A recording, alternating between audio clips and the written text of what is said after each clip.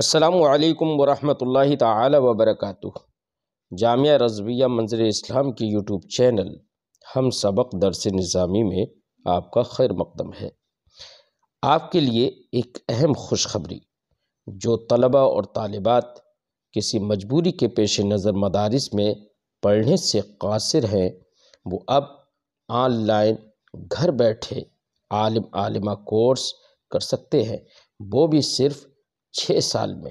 تفصیل کے لیے رابطہ کریں 9897273870 پر۔ بسم اللہ الرحمن الرحیم۔ وحدثنی محمد بن حاتم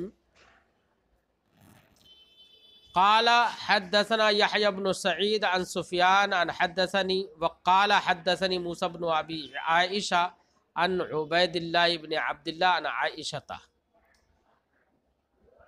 بات چل رہی ہے کہ نبی کریم صلی اللہ علیہ وسلم نے یہ فرمایا ہے، اور باب بھی امام مسلم نے یہی باندھا تھا کہ ہر بیماری کے لیے اللہ نے کوئی نہ کوئی دوا رکھی ہے۔ تو مختلف بیماریاں اور مختلف دواؤں کا ذکر اس باب میں امام مسلم ذکر کر رہے ہیں حدیثوں کے حوالے سے۔ فرماتے ہیں حدثنی محمد بن حاتم، مجھ سے حدیث بیان کی محمد ابن حاتم نے، قال انہوں نے کہا حدثنا یحییٰ بن سعید، ہم سے حدیث بیان کی یحییٰ ابن سعید نے، انہوں نے کہا روایت کرتے ہوئے سفیان سے، انہوں نے کہا حدثنی موسیٰ بن ابی عائشہ، مجھ سے حدیث بیان کی موسیٰ ابن ابی عائشہ نے، وہ روایت کرتے ہیں عن عبید اللہ ابن عبداللہ، عبید اللہ ابن عبداللہ سے، وہ روایت کرتے ہیں عن عائشہ، حضرت عائشہ سے، قالت انہوں نے کہا لددنا رسول اللہ صلی اللہ علیہ وسلم فی مرضہ لد یلد لدن، اس کا معنی ہوتا ہے منہ کو کھول کر دوا پلانا، اور یہ صورت اس وقت ہوتی ہے جب کہ آدمی بے ہوش ہو جائے اور اس کی دانتی مسنا، ہمارے علاقے میں دانتی مسنا بولتے ہیں، یعنی دانت بالکل ایک دوسرے سے مل جاتے ہیں اور منہ کھلتا نہیں ہے۔ کبھی کبھی بے ہوشی اگر کسی پر ہوتی ہے تو دانتی مس جاتی ہے۔ تو ایسے وقت میں اگر کسی کی دانتی مس جاتی ہے تو اس کو اگر ہم دوا بھی پلائیں یا اگر اس کو ہم پانی بھی منہ میں ڈالیں تو اس کے سائڈوں سے عام طور سے پانی ڈالا جاتا ہے تاکہ اس کے گال کے اندر پانی چلا جائے اور پھر دانتوں کی ساکیوں سے اندر چلا جائے۔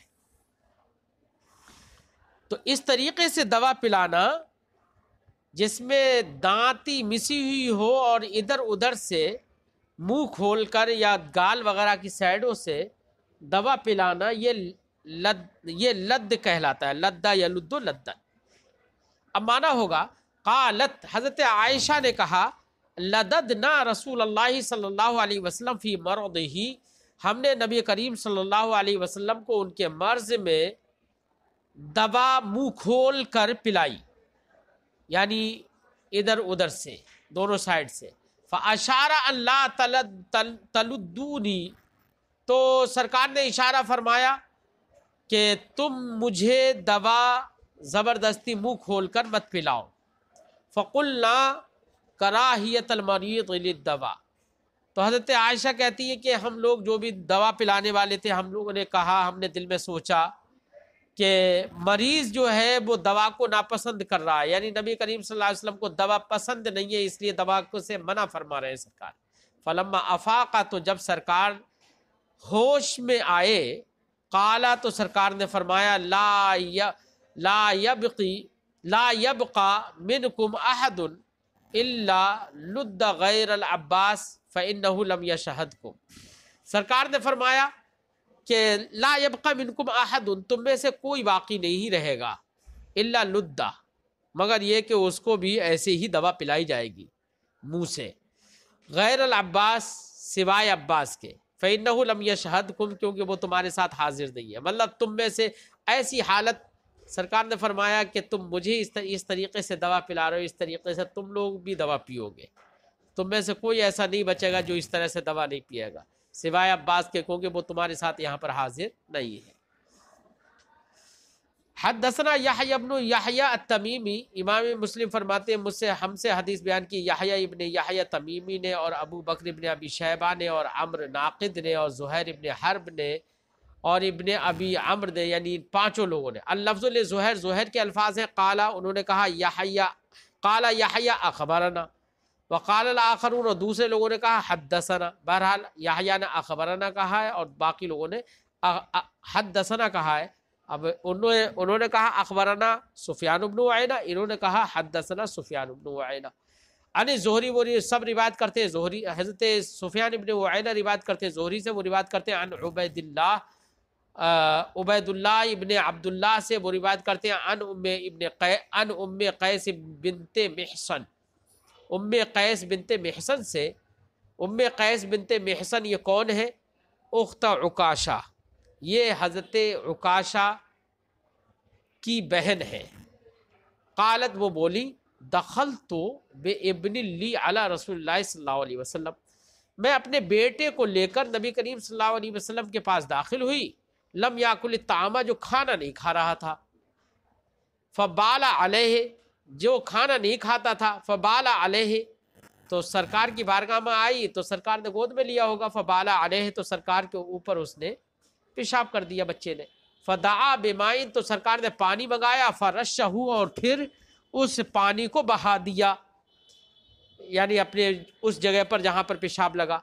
قالت، فرماتی ہے ودخلت علیہ بابن لی، پھر میں ایک دوسرے بیٹے کو لے کر ان سرکار کی بارگاہ میں حاضر ہوئی، دوسرے بیٹے کو لے کر سرکار کی بارگاہ میں حاضر ہوئی، تو فرماتی ہے کہ قد اعلقت علیہ من العذرہ، اس حال میں کہ میں نے عذرہ کی وجہ سے، عذرہ ایک بیماری ہے جس کو ہمارے علاقے میں کوا گرنا بھی کہتے ہیں، جس میں تالو میں درد ہونے لگتا ہے، اور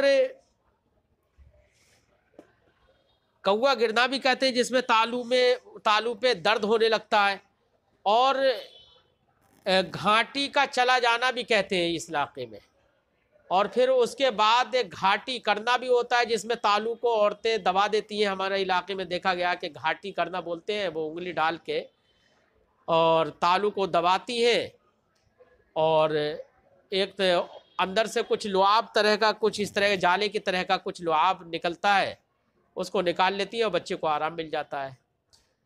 تو یہاں پر وہی لفظ ہے قد اعلقت علیہ من العذرہ، میں نے ان کو عذرہ یعنی تالو کے ورم کی وجہ سے ان کے میں نے تالو کو دبا دیا تھا، یعنی گھاٹی کر دی تھی۔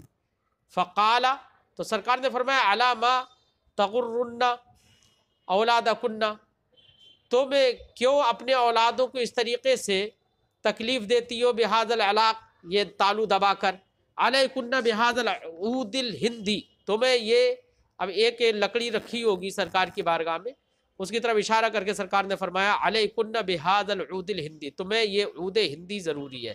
کوئی لکڑی ہے، اب خیر اس کا میں نے تلاش کیا لیکن لکڑی کا نام مجھے نہیں مل پایا، تو سرکار نے فرمایا اس عود ہندی تمہارے اوپر لازم ہے، فإن فیہ سبعۃ اشفیہ، کیونکہ اس کے اندر 7 شفائیں ہیں، یعنی 7 بیماریوں سے شفا ملتی ہے۔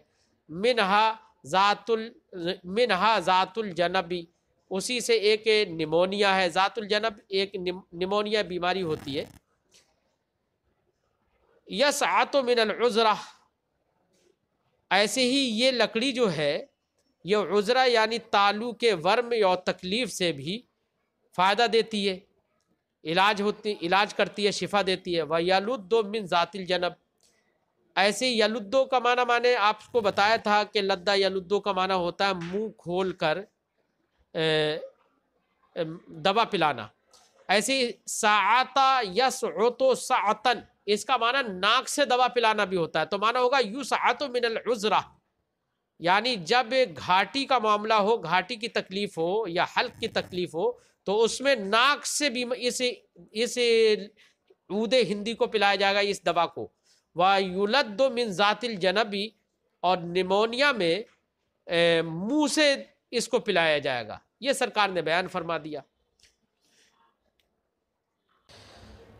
وحدثني حرملة بن يحيى امام مسلم فرماتے ہیں مجھ سے حدیث بیان کی یحییٰ ابن حرملہ ابن یحییٰ نے، وہ کہتے ہیں اخبرنا ابن وہب، ہمیں خبر دی ابن وہب نے، قال انہوں نے کہا اخبرنی یونس ابن یزید، مجھے خبر دی یونس ابن یزید نے، ان ابن شہاب، کہ وہ کہتے ہیں ابن شہاب نے اخبرہ نے خبر دی، قال انہوں نے کہا اخبرنی عبید اللہ، مجھے خبر دی عبید اللہ ابن عبداللہ ابن عتبہ ابن مسعود نے، وہ کہتے ہیں ان ام قیس بنت محصن، ام قیس بنت محصن جو ماقبل میں جن کا واقعہ گزرا تھا ابھی حدیث میں وہی ہیں، کانت جو کہ عکاشہ کی بہن ہے، وکانت من المہاجرات الاول، یہ ان مہاجر عورتوں میں سے ہیں جنہوں نے سب سے پہلے ہجرت کی تھی، اللاتی بایعنا رسول اللہ صلی اللہ علیہ وسلم، جن عورتوں نے رسول اللہ صلی اللہ علیہ وسلم سے کے دستے مبارک پر بیعت کی تھی، وہی اخت عکاشہ، اور یہ عکاشہ کی بہن ہے، عکاشہ بن محصن کی بہن ہے، احد بنی اسد ابن خزیمہ، یہ بنی اسد ابن خزیمہ کے ایک فرد ہیں عکاشہ بن محصن، قال فرماتے ہیں اخبرتنی، انہوں نے مجھے بتایا، انہوں نے مجھے خبر دی، کس نے؟ حضرت کون ہے؟ عبید اللہ ابن عبداللہ بن عتبہ بن مسعود نے کہا کہ ام قیس بنت محصن نے مجھے خبر دی، کیا خبر دی؟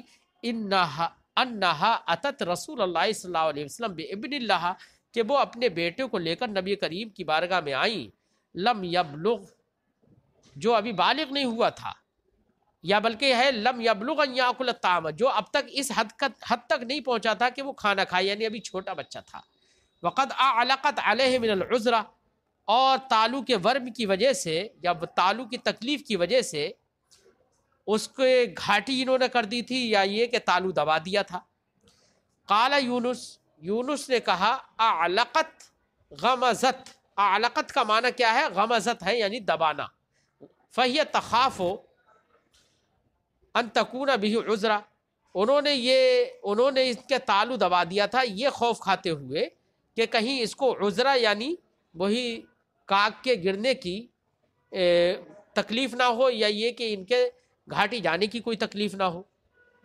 قالت، کہتی ہیں فقال رسول اللہ صلی اللہ علیہ وسلم علامہ تدغرون اولادکن، تم لوگ تدغرنا، بلکہ اس کو پڑھیے مونس کا صیغہ، جمع مونس حاضر کا صیغہ، سرکار نے فرمایا کیوں تم اپنی اولاد کو اس طریقے سے یہ تکلیف دیتی ہو، بہذا العلاق، اس طریقے سے اس کا تالو دبا کر، علیکن بہذا العود الہندی، تم پر اس ہندوستانی یا ہندی عود کا استعمال کرنا ضروری ہے۔ اب عود ہندی کیا ہے؟ تو اس کی تفسیر یہاں پر کر دی ہے، کیا یعنی بہ سکت، اس سے عود ہندی سے مراد سرکار کی سکت ہے، اور ایک لغت ہے سکت، ٹھیک ہے، بڑے قاف سے اور طا سے، سکت۔ فإن فیہ سبعۃ اشفیہ، سرکار نے فرمایا کیونکہ اس کے اندر 7 شفائیں ہیں، منہا ذات الجنب، انہی میں سے ایک نمونیا ہے۔ قال عبید اللہ نے کہا وأخبرتنی، مجھے خبر دی، کیا؟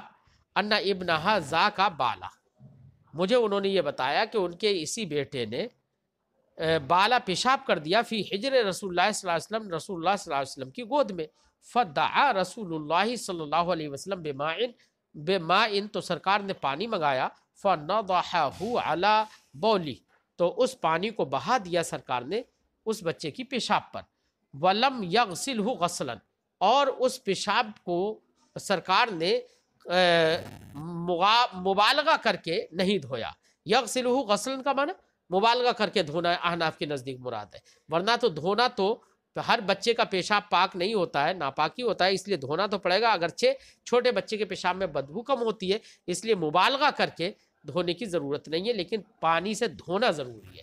اگرچہ شوافی اس بات کے قائل ہے کہ چھوٹے بچے کا پیشاب ناپاک نہیں ہوتا ہے جو بچہ کھانا نہیں کھاتا ہے، کچھ ائمہ اسی کے قائل ہے، تو اب ان کے نزدیک جب ناپاکی نہیں ہے تو اب دھونے کی ضرورت نہیں ہے، تو ان کے نزدیک یہاں پر جو یہ ہے کہ فندحہ، تو ان کے نزدیک یہاں پر صرف چھینٹے مارنا مراد ہے، ٹھیک ہے۔ حدثنا محمد بن رمح بن مہاجر، امام مسلم فرماتے ہیں ہم سے حدیث بیان کی محمد بن رمح بن مہاجر نے قال انہوں نے کہا اخبرنا لیث ہمیں خبر دی لیث نے وہ روایت کرتے ہیں عن عقیل عقیل سے وہ روایت کرتے ہیں عن ابن شہاب سے قال انہوں نے کہا اخبرنی ابو سلمہ مجھے خبر دی ابو سلمہ بن عبد الرحمن نے اور سعید ابن مسیب نے ان ابا ہریرہ کہ ابو ہریرہ رضی اللہ تعالی عنہ نے اخبرہما ان دونوں کو بتایا، کس کو؟ ابو سلمہ کو اور عبد الرحمن ابن سعید ابن مسیب کو، وہ ابو سلمہ بن عبد الرحمن کو اور سعید ابن مسیب کو، دونوں کو خبر دی کس نے؟ حضرت ابو ہریرہ نے، انہو سمع رسول اللہ صلی اللہ علیہ وسلم کہ رسول اللہ صلی اللہ علیہ وسلم نے سے انہوں نے یعنی حضرت ابو ہریرہ نے کہتے ہوئے سنا، یقول سرکار فرماتے تھے ان فی الحبۃ السوداء شفاء من کل داء، سرکار فرماتے کہ کالے دانے میں شفا ہے، من کل داء ہر بیماری سے۔ کالا دانہ سے مراد ہمارے محدثین نے فرمایا کہ کالے دانے سے مراد ایک چھوٹا چھوٹا دانہ ہوتا ہے باریک، جس کو ہندی یا اردو میں کلونجی کہتے ہیں، تو کلونجی ایک چھوٹا چھوٹا باریک سا دانہ ہوتا ہے کالا کالا، اس کو الحبۃ السوداء کہتے ہیں کلونجی کو۔ تو سرکار نے فرمایا کلونجی کی اہمیت سمجھیے اس میں، یقول سرکار فرماتے تھے ان فی الحبۃ السوداء بے شک کلونجی میں شفا ہے من کل دائن ہر بیماری سے، الا السام سوائے موت کے، سام کا معنی موت، والسام الموت اور سام کا معنی موت ہے، والحبہ الحبۃ السوداء الشونیز، الحبۃ السوداء جو ہے وہ شونیز ہے، شونیز کیا؟ وہی جس کو ہم نے کلونجی کہا۔ امام مسلم فرماتے وحدثنی ہو، لہذا کلونجی کا استعمال زیادہ سے زیادہ کرنا چاہیے، نہار منہ بھی تھوڑا بہت کھا لینا چاہیے، اپنے کھانے میں بھی ڈالا کرو کلونجی، سبزی میں بھی کلونجی کے ایک چٹکی چھوٹی سی ڈال دیا کرو، بہت مفید چیز ہے۔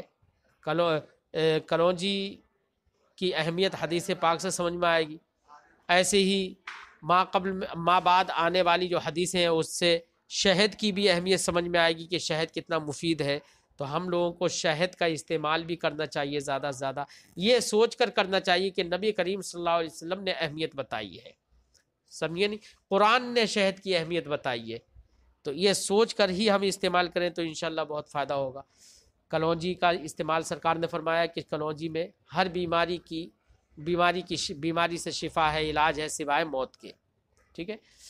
وحدثنی ہو ابو الطاہر، امام مسلم فرماتے ہیں کہ یہی حدیث ہم سے بیان کیا ابو الطاہر نے اور حرملہ نے، قالا دونوں نے کہا اخبرنا ابن وہب ہمیں خبر دی ابن وہب نے، قالا انہوں نے کہا اخبرنی یونس مجھے خبر دی یونس نے، وہ روایت کرتے ہیں عن ابن شہاب سے وہ روایت کرتے ہیں عن سعید ابن المسیب حضرت سعید ابن مسیب سے وہ روایت کرتے ہیں عن ابی ہریرہ حضرت ابو ہریرہ سے وہ روایت کرتے ہیں عن نبی صلی اللہ علیہ وسلم نبی کریم صلی اللہ علیہ وسلم سے، حدیث وہی ہے، تحویل سند ذکر کر رہے ہیں امام مسلم، تحویل سند قال امام مسلم نے فرمایا وحدثنا یہی حدیث ہم سے بیان کی ابو بکر ابن ابی شیبہ نے اور عمرو ناقد نے اور زہیر ابن حرب نے اور ابن ابی عمر نے، قالو انہوں نے ان سب لوگوں نے کہا کیا؟ حدثنا سفیان ابن عیینہ، ہم سے حدیث بیان کی سفیان ابن عیینہ نے، تو یہ سفیان ابن عیینہ تک پہنچ گئی، اور اس سے پہلے جو سند تھی اس میں حضرت ابو ہریرہ تک وہ سند پہنچی تھی۔ اب تحویل سند پھر قال وحدثنا عبد بن حمید، امام مسلم فرماتے ہیں یہ حدیث بیان کیا ہم سے عبد بن حمید نے، قال انہوں نے کہا اخبرنا عبد الرزاق ہمیں خبر دی عبد الرزاق نے، وہ روایت کرتے ہیں وہ کہتے ہیں اخبرنا معمر ہمیں خبر دی معمر نے، تو یہ سند معمر تک آ گئی، دھیان رکھنا۔ تحویل سند سے پھر ایک سند قال وحدثنا عبداللہ ابن عبد الرحمن الدارمی، امام مسلم فرماتے ہیں ہم سے حدیث بیان کیا عبداللہ ابن عبد الرحمن دارمی نے، قال انہوں نے کہا اخبرنا ابو الیمان ہمیں خبر دی ابو الیمان نے، قال انہوں نے کہا حدثنا شعیب ہم سے اخبرنا شعیب ہمیں خبر دی شعیب نے۔ اب یہاں پر شعیب تک آ گئی، اب کتنے لوگ ہو گئے؟ یہ شعیب تک، اس سے پہلے معمر، اس سے پہلے سفیان ابن عیینہ، اس سے پہلے کون؟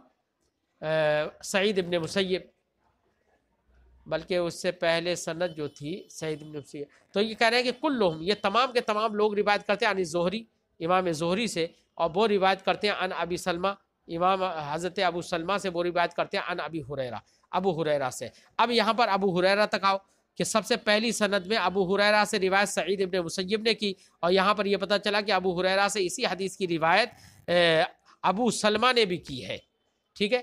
عن نبی صلی اللہ علیہ وسلم حضرت ابو ہریرہ روایت کرتے ہیں نبی کریم صلی اللہ علیہ وسلم سے بمثل حدیث عقیل، عقیل کی حدیث کی طرح جو معقل میں گزر گئی. وفی یہ حدیث ہے سفیان کی حدیث میں اور یونس کی حدیث میں تھوڑا سا بدلاؤ ہے. کیا؟ انہوں نے یہ کہا الحبۃ السودا، انہوں نے الحبۃ السودا کہا، ولم یقل الشونیز، اور انہوں نے الحبۃ السودا تو کہا لیکن شونیز نہیں کہا، یعنی کلونجی کا مطلب الشونیز تفسیر نہیں کی انہوں نے.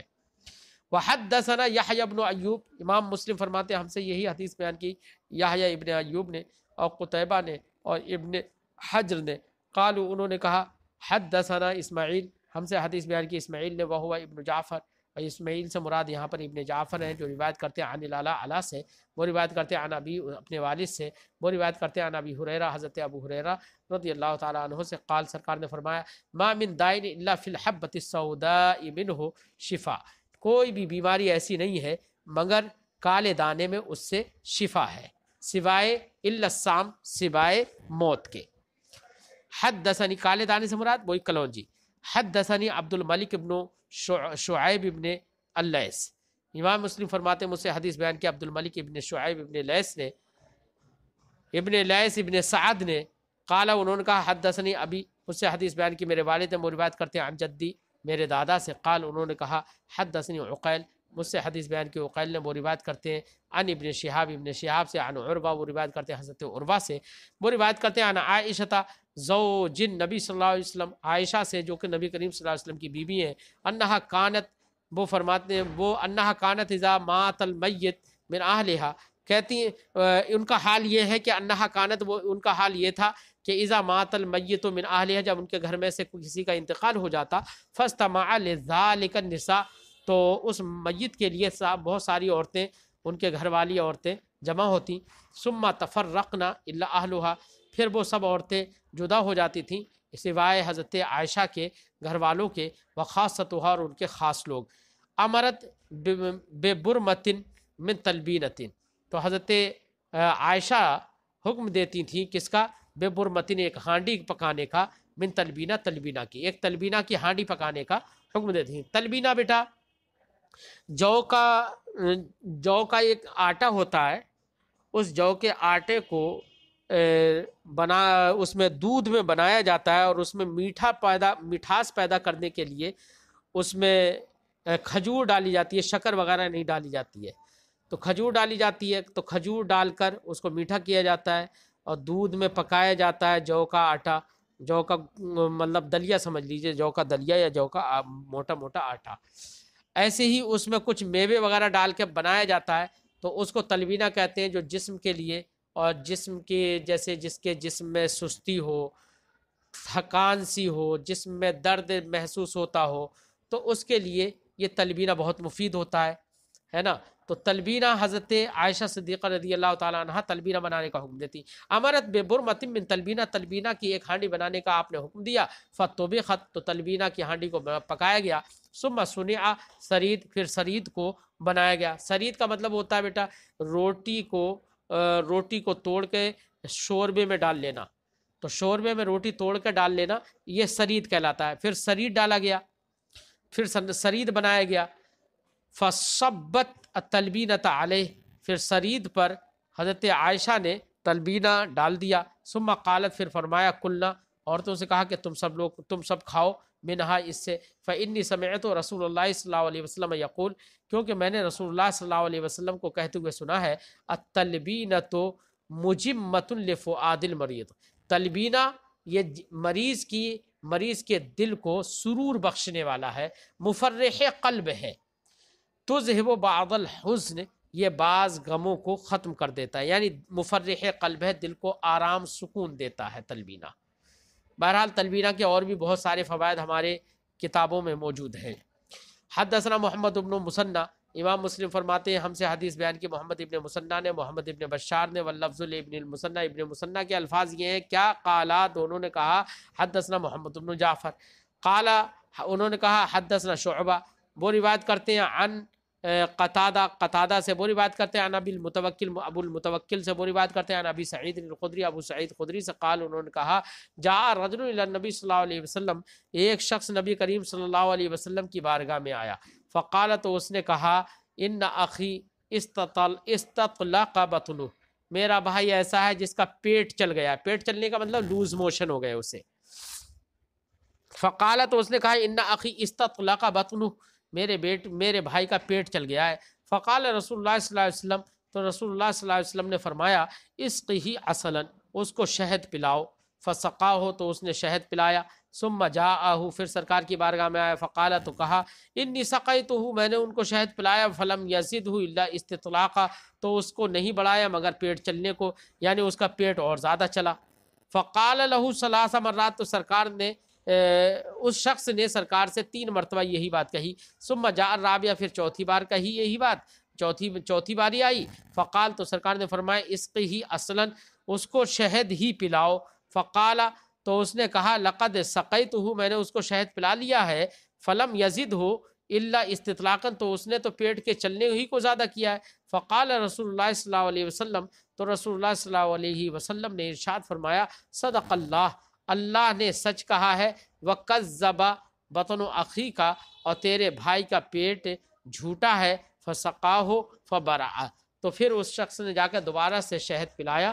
فَبَرَعَ تو وہ اس شخص کا بھائی شفا یاب ہو گیا. اب یہاں پر اللہ حضرت نبی کریم نے فرمایا کیا؟ صدق اللہ وَكَذَّبَ بَطْنُ أَخِيكَ اللہ سچا ہے اور تیرے بھائی کا پیٹ جھوٹا ہے.